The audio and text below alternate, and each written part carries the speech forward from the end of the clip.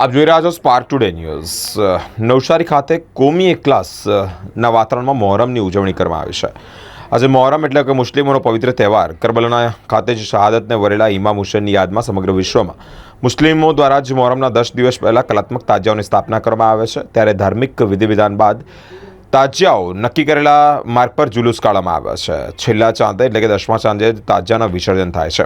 જિલ્લા પોલીસ તંત્ર દ્વારા સમગ્ર રૂટ પર ચુસ્ત પોલીસ બંદોબસ્ત રાખવામાં આવ્યો છે। કોઈ અનિચ્છનીય બનાવ ન બને તે માટે વ્યવસ્થા પણ કરવામાં આવી છે। તે અંતર્ગત જ પોલીસે સમગ્ર બાબતને લઈને જ ચુસ્ત પોલીસ બંદોબસ્ત ગોઠવ્યો છે।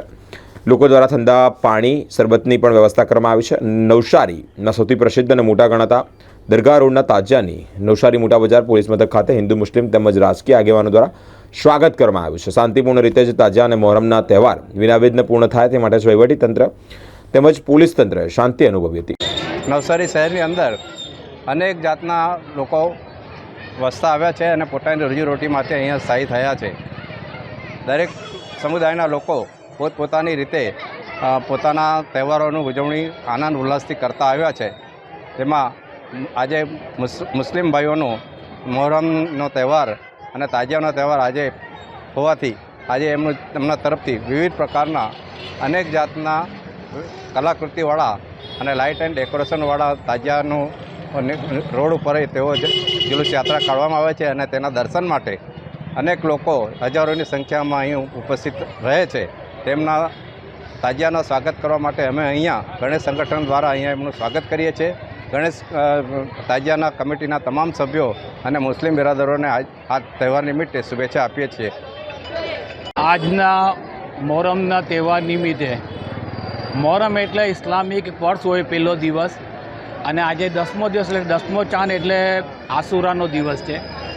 આસુરાના દિવસે અમારા પૈગંબર મોહમ્મદ મુસ્તફા સલ્લલ્લાહુ અલૈહિ વસલ્લમના પૌત્ર એટલે નવાસા એવા અમારા ઇમામ હુસૈનની આજે જે શહાદતને યાદ કરવામાં આવે છે, એમને શહીદને યાદ કરવામાં આવે છે। એટલા માટે કે એમને સચ્ચાઈ, ઈમાનદારી, એકતાને પ્રતીક માટે એ લડ્યા છે અને આજે નવસારીના તાજિયા જુલુસની અંદર કોમી એકતાનો ભાઈચારા સાથે ને ખાસ કરીને ગણેશ મંડળના અમારા પ્રમુખભાઈ નરેશભાઈ નિંબર એમની ટીમે જે તાજિયામાં કોમી એકતાના દર્શન જોવા મળે છે। તમામ જ્ઞાતિના હિન્દુ હોય ચાહે મુસલમાન હોય ચાહે ઈસાઈ બધા મળીને સાથે મળીને શરબત અને પાણીનું મોટા પાયા પર આયોજન કરે છે।